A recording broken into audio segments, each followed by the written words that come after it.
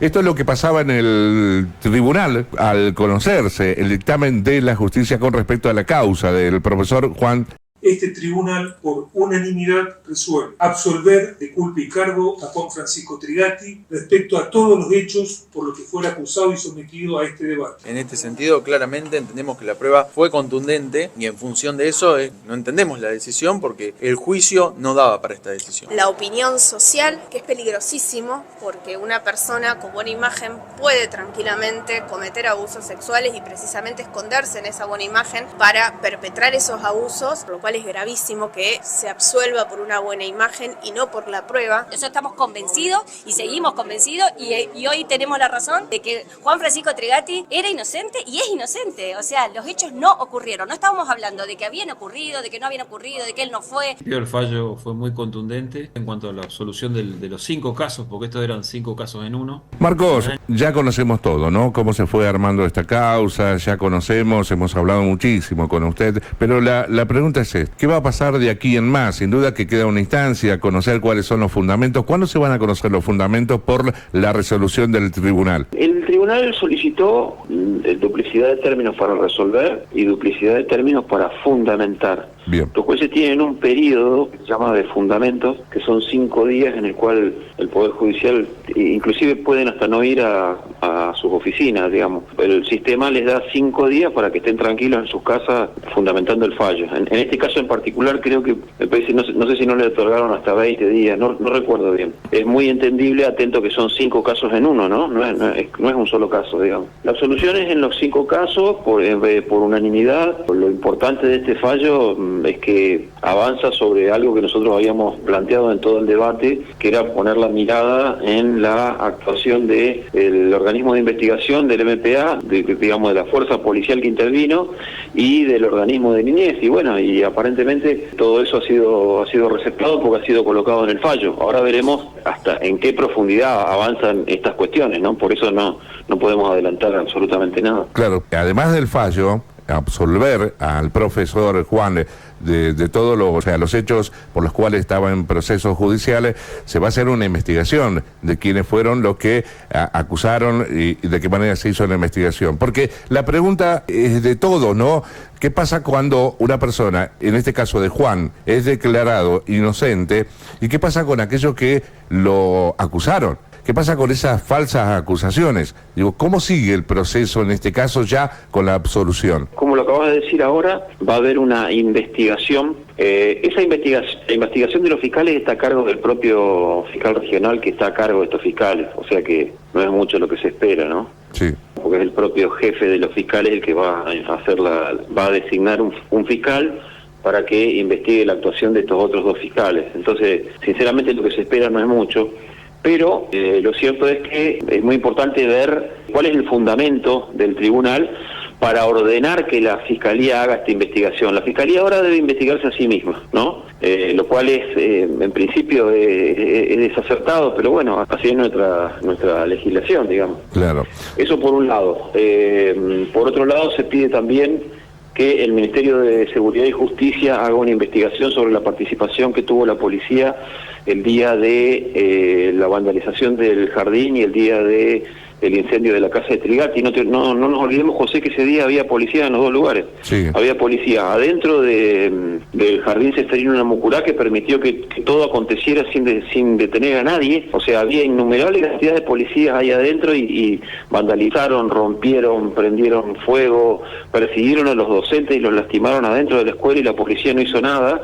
Y también hubo policía enfrente a la casa de Trigatti el día del incendio y no solamente que no impidieron, sino que tampoco detuvieron a nadie. Lo mismo sucedió el día de la primera audiencia, que nos agredieron a Juan y a mí, y el día de la primera audiencia imputativa, que la agredieron a Fernanda de Luca. Entonces, el juzgado, ¿qué es lo que dice? Tráiganse copias, remítanse al Ministerio de Seguridad y Justicia al efecto de que se evalúe la participación de los funcionarios policiales. Y finalmente también una investigación sobre el actuar del equipo local de niñez, que como ya sabes, está absolutamente cuestionado porque ahí la persona que hace los primeros informes y que sirvieron de base a la primera imputación y a su prisión preventiva de Juan Trigatti, era la abogada particular de la fiscal del caso y socia de la única abogada querellante que está en el tribunal. Por esa razón, bueno, nosotros no sabemos cuál va a ser la profundidad de lo que va a manifestar el tribunal respecto a todas estas cuestiones irregulares, ¿no? Y aparte, y por otro lado, una vez que cobre firmeza, si cobra firmeza el fallo, ¿no? Porque el fallo puede ser revertido, puede ser revocado. Una vez que cobra firmeza el fallo, la persona que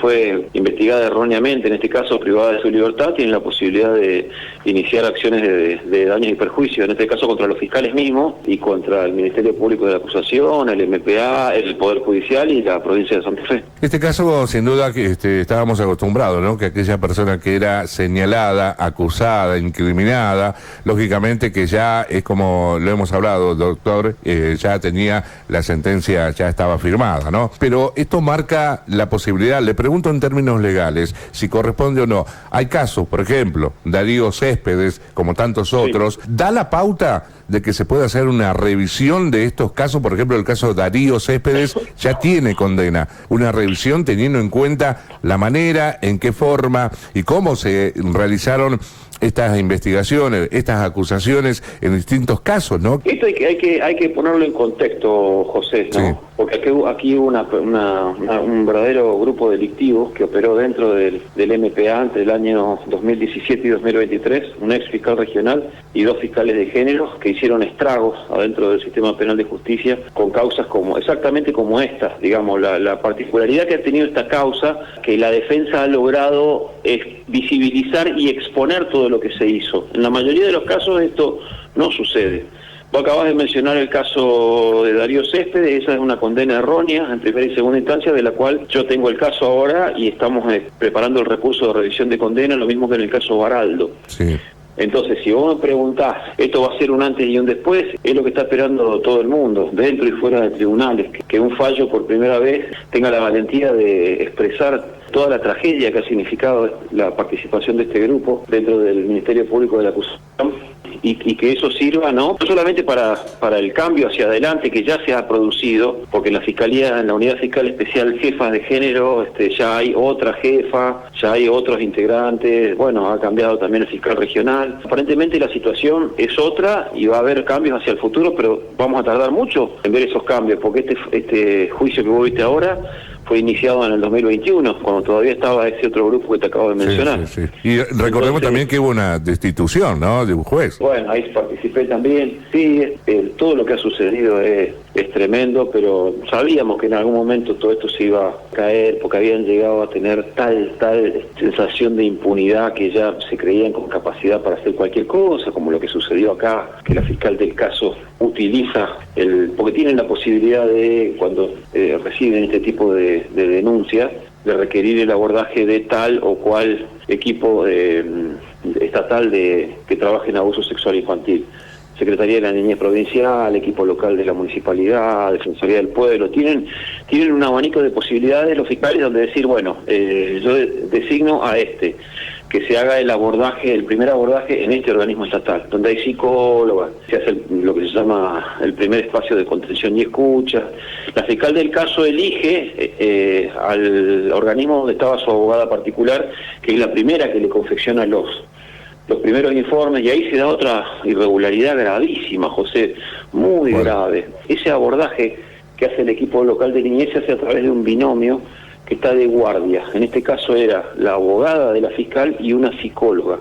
Esa psicóloga declara en juicio, tuvo una crisis, inclusive hubo que suspender la declaración en un momento, un cuarto intermedio, porque esa psicóloga, que ya no trabaja más en el equipo local de niñez de la municipalidad, manifestó que ella no estaba de acuerdo con la entrevista, que ella no dirigió la entrevista a las niñas, a las 3 primeras niñas, que la dirige la abogada, no ella, que si bien firmó el primer informe, ella no estaba de acuerdo con el contenido de ese informe, y que la abogada que llevaba adelante las entrevistas a las niñas, un verdadero disparate. Una abogada llevando en el papel de la profesional. Estamos hablando. En el papel de la psicóloga, claro, que era la que guiaba la entrevista, pero ¿qué dice la psicóloga? En el momento en que la abogada estaba haciendo la entrevista a las niñas, estaba en conexión telefónica directa con la fiscal del caso mientras hacía el interrogatorio a las niñas. ¿Me explico? Sí, todo armado, orquestado, ¿no? Lo que ha sucedido es muy grave.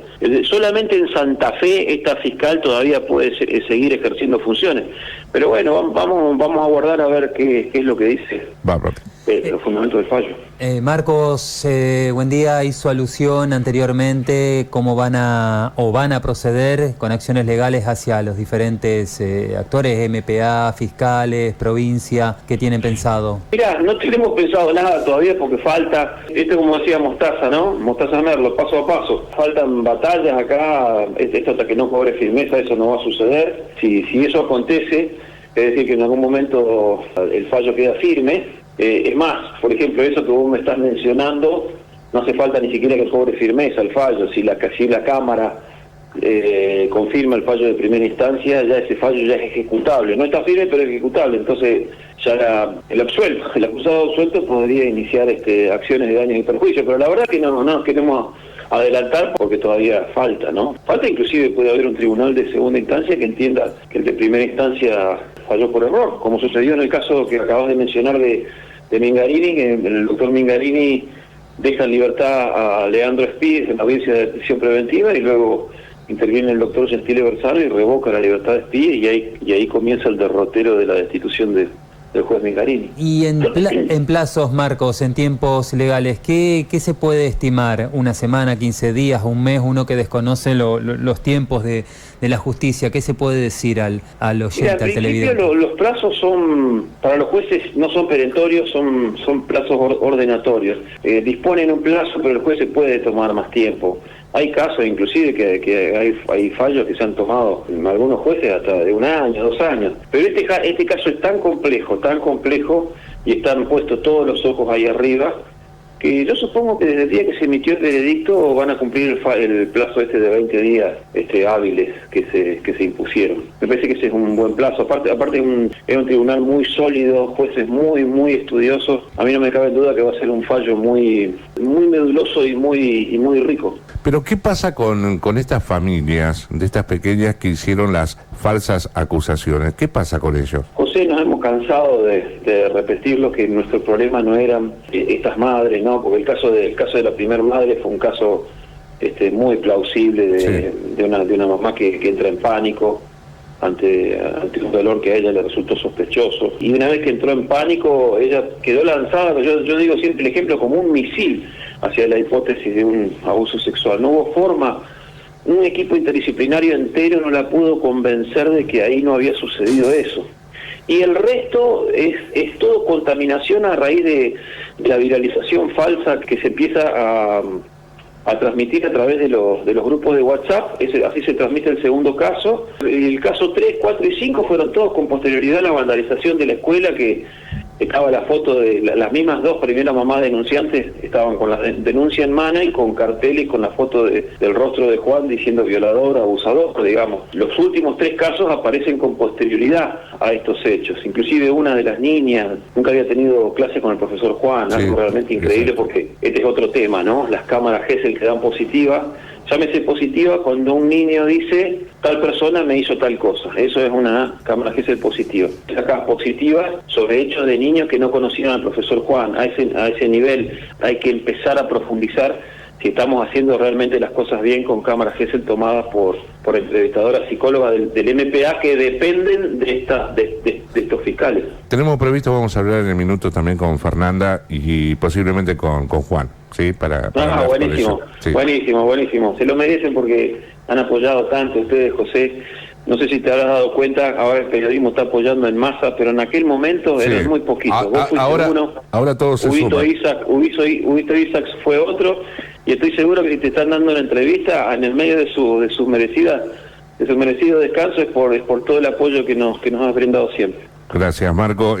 A uno le llama la atención, ¿no? Todos los medios ahora salieron con la noticia, muchos se fueron justificando porque en algún momento también adjetivizaron la labor profesional tuya, como así también al profesor, ¿no? Por no decir otras cosas. Muchos de los medios que están apoyando ahora titulaban que es parte del problema, ¿no? Un profesor de educación física abusó de 5 niñas. Ese tipo de titulares lo que hace es contamina la opinión pública y eso después forma una masa crítica que es la que termina termina impactando en el ánimo de los jueces. Algo se logró cambiar acá en el sentido de que vos ves los medios, el supuesto hecho, ¿me entendés? Como debería haber sido desde un primer momento. Gracias, Marcos. Muchas gracias, José.